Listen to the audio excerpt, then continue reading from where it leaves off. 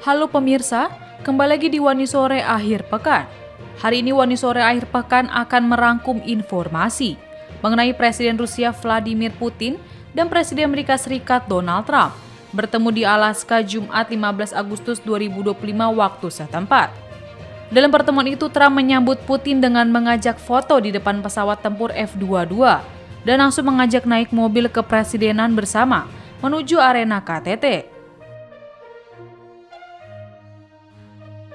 Berita selanjutnya pemirsa, seorang warga desa Bulusonik, Kecamatan Barumun, Kabupaten Padang Lawas, yang merasa tidak memiliki masalah dengan pihak bank.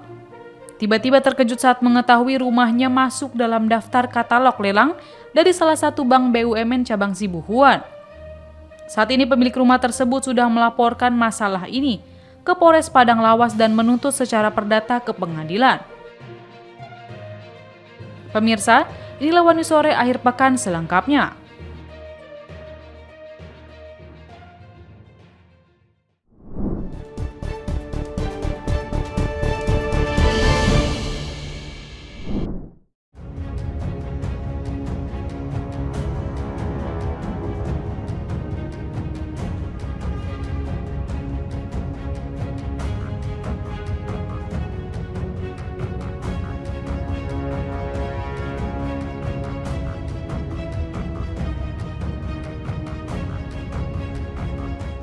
Presiden Amerika Serikat Donald Trump pada Jumat 15 Agustus menyampaikan bahwa ia membahas perjanjian nuklir dengan Presiden Rusia Vladimir Putin dalam pertemuan mereka di konferensi tingkat tinggi Alaska.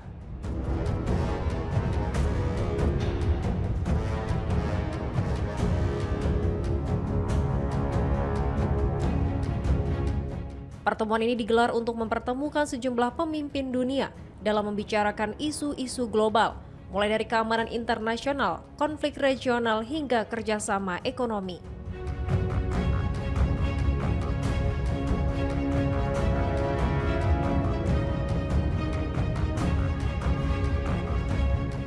Trump menuturkan kepada Bert Baier dari Fox News di atas Air Force One saat dalam perjalanan menuju Alaska bahwa salah satu topik yang kemungkinan besar akan dibicarakan adalah masalah Ukraina.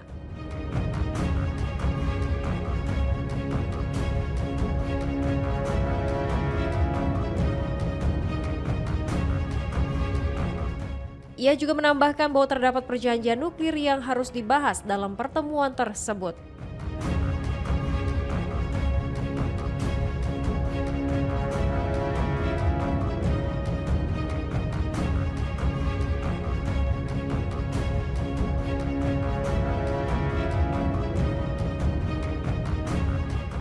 Selain membahas isu Ukraina dalam perjanjian nuklir, KTT Alaska juga dipandang sebagai kesempatan bagi Amerika Serikat dan Rusia untuk meredakan ketegangan politik yang selama ini meningkat.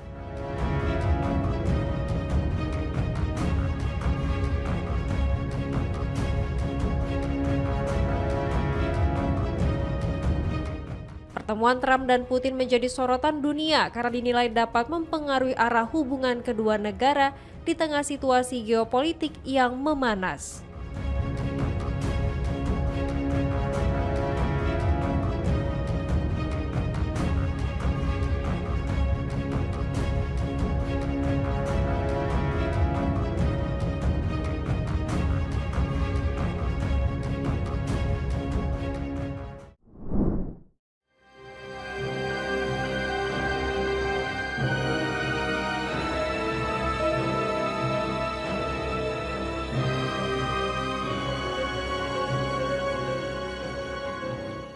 Perdana Menteri Israel Benjamin Netanyahu mengatakan negaranya sedang melakukan perundingan dengan beberapa negara mengenai penerimaan warga Palestina yang mengungsi akibat perang di Gaza, termasuk Indonesia yang ia sebut. Negara-negara yang terlibat adalah Sudan Selatan, Somaliland, Ethiopia, Libya, dan Indonesia. Namun, Netanyahu tak menjelaskan secara rinci seberapa jauh kemajuan dari diskusi-diskusi ini, termasuk apakah kemungkinan besar akan membuahkan hasil. Netanyahu sendiri juga melakukannya meski berulang kali menganjurkan pemukiman kembali warga Gaza yang terusir di negara lain. Ide relokasi itu disebut perdana dari Presiden Amerika Serikat Donald Trump, meski kini ia tak pernah mengungkitnya lagi. Ia mengklaim dalam wawancara bahwa rencana tersebut tidak akan mengusir warga Palestina, tetapi justru akan membiarkan mereka pergi. Dalam kesempatan yang sama, Netanyahu malah menuding negara-negara yang membela Gaza. Pernyataan terbaru ini muncul di tengah kekhawatiran internasional atas rencana Israel untuk mengambil alih kota Gaza. Kota berpenduduk padat ini terus dihantam serangan Israel, di mana 123 orang tewas dalam 24 jam terakhir di Gaza. Pernyataan itu juga muncul setelah Netanyahu menyinggung soal visi Israel Raya, yang mengacu pada negara Israel yang melampaui batas-batas yang ada saat ini. Istilah ini juga sering digunakan sebagai referensi untuk Israel versi Alkitab, yang mencakup sebagian wilayah Mesir, Suriah, Yordania, dan Lebanon saat ini.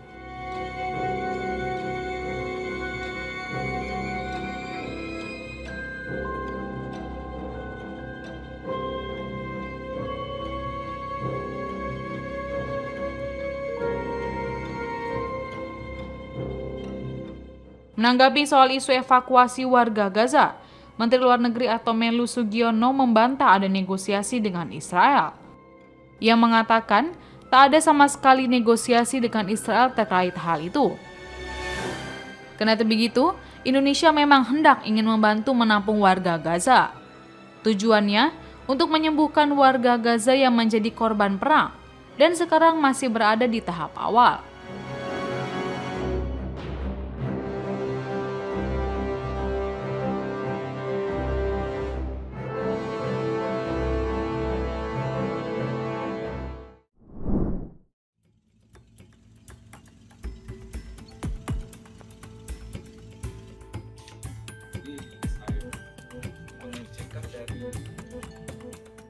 Doni Parlindungan Nasution, warga desa Bulusonik, Kecamatan Barumun, Kabupaten Padang Lawas terkejut. Sama SMI yang 338 ya? Iya.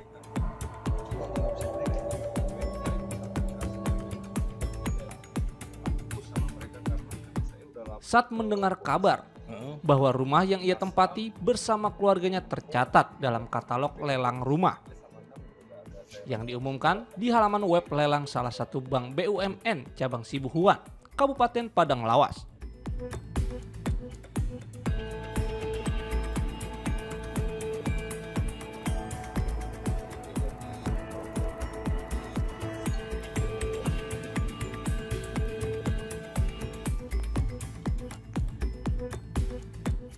Kejadian ini sangat mengejutkan Doni dan keluarganya.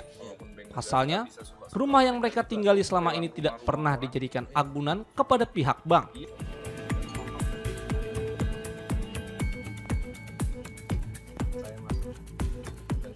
Selain itu, surat hak milik atau SHM atas tanah rumahnya juga masih berada di tangan Doni hingga saat ini. Hal ini jelas merugikan nama baik Doni dan keluarganya. Kalau ini saya agunkan kan sama mereka, saya maslinya sama mereka.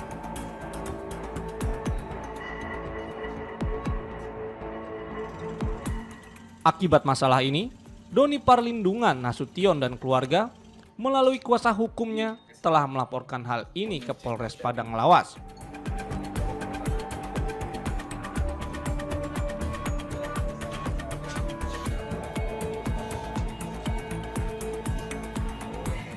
SMI yang 338 ya? Iya.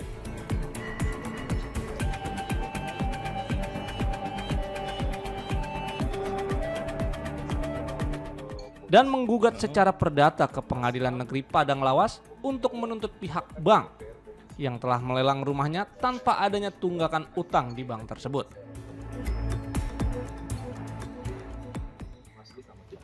Dan kita tidak ada perjanjian apapun mengenai SHM 338 ini dengan pihak bank.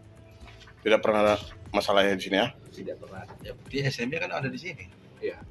Padahal SMI di Tangan Abang ya? Iya, saya maslinya. Kalau ini saya agunkan kan sama mereka, saya maslinya sama mereka, bukan sama saya kan. Sementara itu, saat akan dikonfirmasi, pihak Kepala Cabang Bank BUMN Cabang Sibuhuan menolak dan tidak bersedia memberikan keterangan hingga saat ini.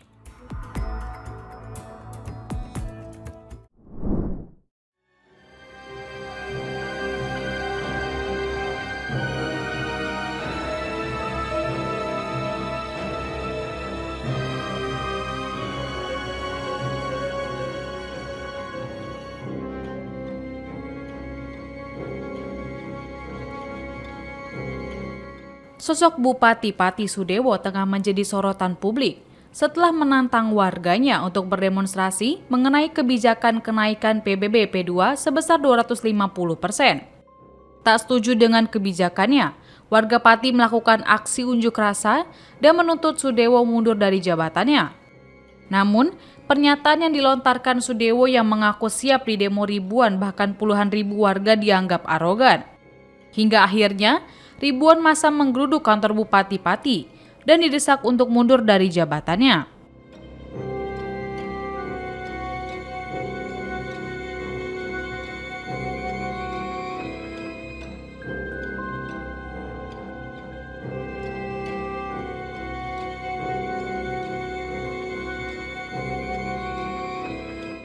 Berdasarkan laporan harta kekayaan penyelenggara negara atau LHKPN terbaru Bupati Pati Sudewo yang dilaporkan ke Komisi Pemberantasan Korupsi atau KPK, menunjukkan adanya kenaikan kekayaan. Total, harta kekayaan Sudewo tercatat mencapai 31,5 miliar rupiah pada laporan LHKPN 11 April 2025. Angka itu naik dari laporan LHKPN Sudewo sebelumnya, yakni pada 3 Mei 2024 sebesar 30,2 miliar rupiah. Artinya, ada peningkatan harta kekayaan Sudewo sebesar 1,3 miliar rupiah. Pada LHKPN yang diserahkan di 11 April 2025, Sudewo tercatat memiliki 31 aset tanah dan bangunan. Aset tidak bergerak itu tersebar di berbagai daerah seperti Pati, Surakarta, Yogyakarta, Bogor dengan nilai total tanah dan bangunan Sudewo mencapai 17 miliar rupiah. Sudewo juga mengakui memiliki 8 kendaraan bermotor dengan nilai total mencapai 6,3 miliar rupiah. Lalu Sudewo memiliki mobil mewah, diantaranya BMW X5, Toyota Alphard, dan mobil Toyota Land Cruiser. Lebih lanjut, Sudewo juga tercatat memiliki surat berharga senilai 5,39 miliar rupiah dan kas atau setara kas sebesar 1,96 miliar rupiah. Sementara itu, harta bergerak lainnya senilai 795 juta rupiah turut melengkapi daftar aset Sudewo dan tercatat ia tidak memiliki utang.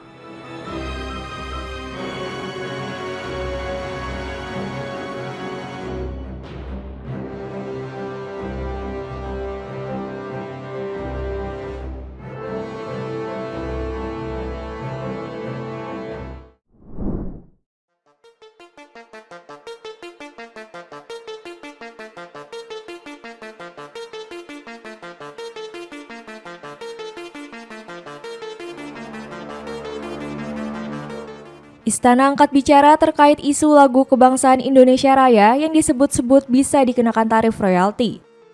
Menteri Sekretaris Negara Prasetyo Hadi menilai penerapan royalti untuk lagu Indonesia Raya sulit dilakukan. Di Kompleks Parlemen Senayan Jumat 15 Agustus, Prasetyo Hadi mengatakan kalau semua dikenakan royalti maka akan menimbulkan kerepotan. Prasetyo menjelaskan lagu ciptaan Wage Rudolf Supratman tersebut dinyanyikan di berbagai kesempatan, sehingga praktik penarikan royalti akan sulit diterapkan. Ia menambahkan, pemerintah belum mengambil keputusan final mengenai aturan royalti untuk lagu kebangsaan. Menurutnya, Kementerian Hukum dan Lembaga Manajemen Kolektif Nasional atau LMKN masih mencari formula terbaik untuk menyelesaikan polemik ini.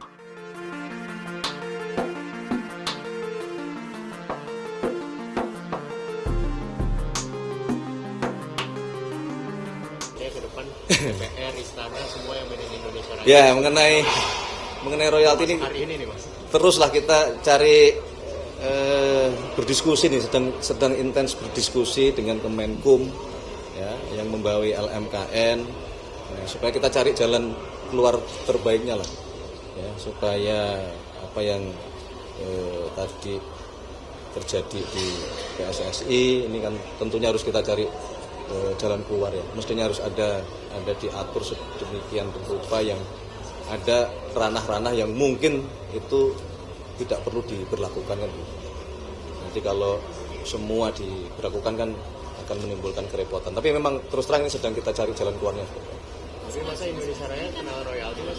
Nah justru di situ, makanya harus kita cari jalan keluarnya tuh. Kalau misalnya sampai Indonesia Raya harus di setiap dinyanyikan di tempat manapun, di event apapun, kemudian harus di situ ada kewajiban royalti kan nampaknya agak sulit juga untuk diterapkan. Artinya Indonesia Raya nggak perlu bayar royalti harusnya mas? Ya jangan langsung juga diartikan begitu. Lagi dicari rumusannya gitu loh.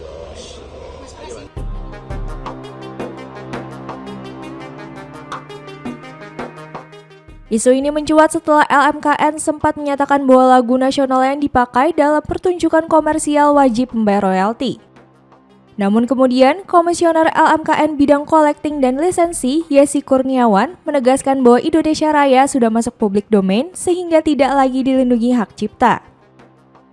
Hal serupa disampaikan Ketua LMKN Andi Muhammad Tambolo Tutu yang merujuk pasal 43 Undang-Undang Nomor 28 Tahun 2014 tentang hak cipta, yang menggolongkan lagu kebangsaan sebagai fair use.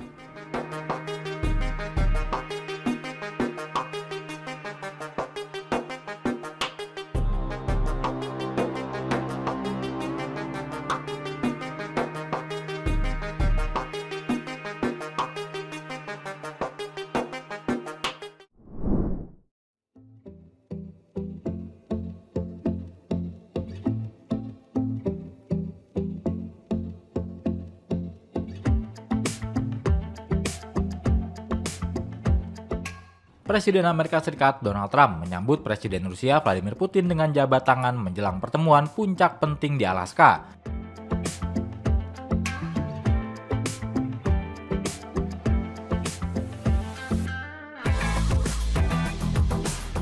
Pertemuan ini dapat menentukan apakah gencatan senjata dapat dicapai dalam perang paling mematikan di Eropa sejak Perang Dunia Kedua.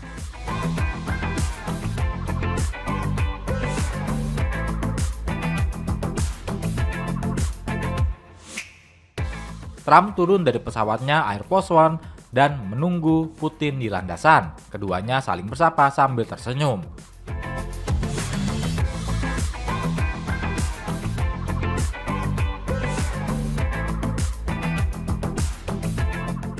Jet tempur F-22 Amerika Serikat ditempatkan di kedua sisi karpet merah. Keduanya pun berfoto sambil kembali berjabat tangan pada Jumat 15 Agustus siang waktu setempat.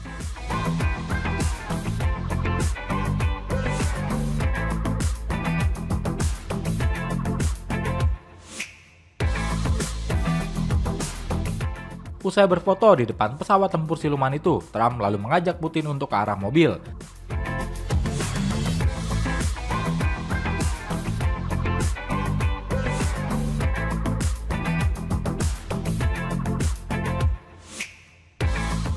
Lalu mereka berdua memasuki mobil yang sama dengan jenis limosin khas mobil kepresidenan Amerika Serikat.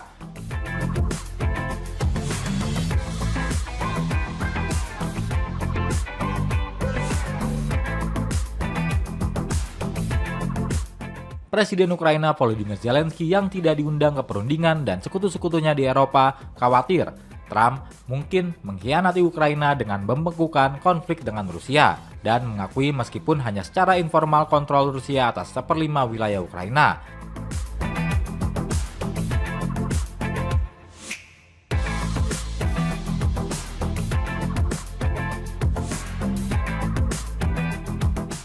Trump berusaha meredakan kekhawatiran tersebut saat menaiki Air Force One dengan mengatakan ia akan membiarkan Ukraina memutuskan kemungkinan pertukaran wilayah.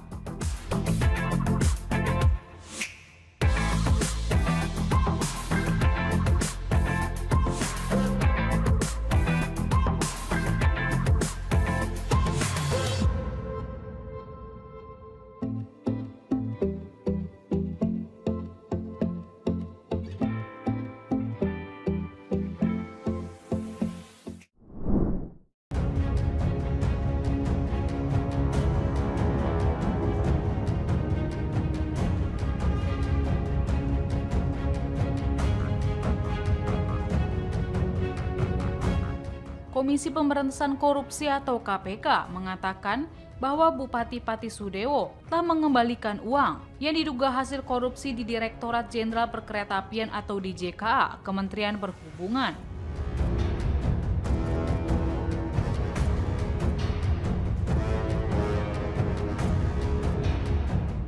Namun, KPK menyatakan hal itu tidak menghapus unsur pidananya.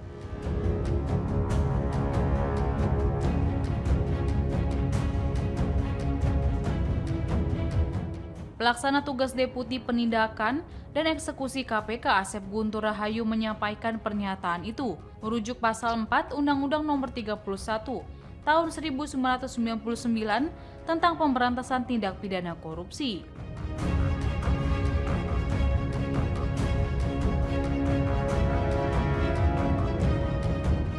Pasal tersebut berbunyi, pengembalian kerugian keuangan negara atau perekonomian negara tidak menghapuskan dipidananya pelaku tindak pidana sebagaimana dimaksud dalam pasal 2 dan pasal 3.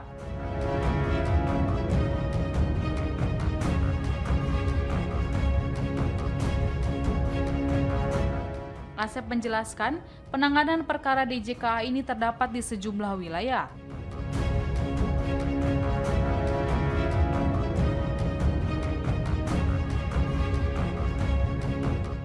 Menurut dia, hampir di seluruh proyek tersebut ada peran Sudewo.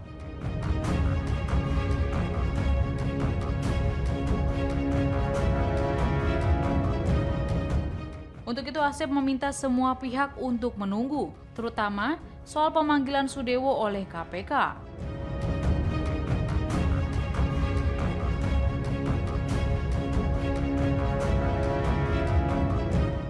Sebelumnya juru bicara KPK Budi Prasetyo mengatakan Sudewo diduga menerima komitmen fee dari pembangunan jalur kereta api saat menjabat anggota DPR RI.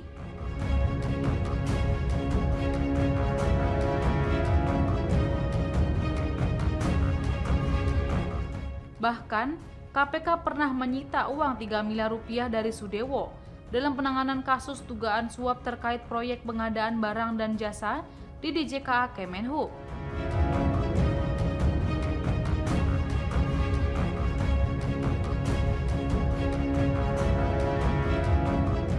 Nama Sudewo muncul dalam sidang kasus tersebut dengan terdakwa Kepala Balai Teknik Perkeretaapian atau BTP Jawa Bagian Tengah Putu Sumarjaya dan pejabat pembuat komitmen BTP Jawa Bagian Tengah Bernard Hasibuan di Pengadilan Tindak Pidana Korupsi Semarang pada 9 November 2023.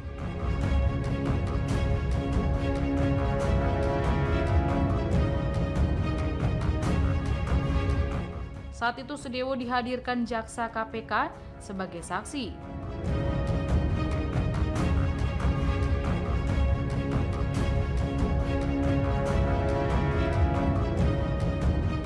Lalu, jaksa menunjukkan barang bukti foto uang tunai dalam pecahan rupiah dan mata uang asing yang disita dari rumah Sudewo.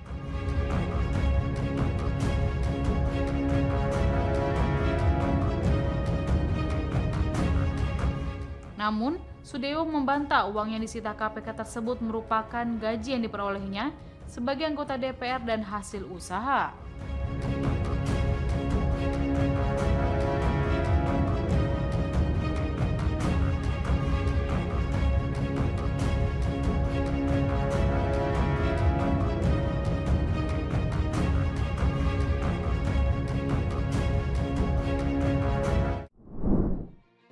Demikian informasi yang dapat kami sampaikan pemirsa. Terima kasih telah bergabung bersama kami. Sampai jumpa di Wani Sore akhir pekan berikutnya. Setiap pukul 7 malam hanya di kanal YouTube TV One News Corp.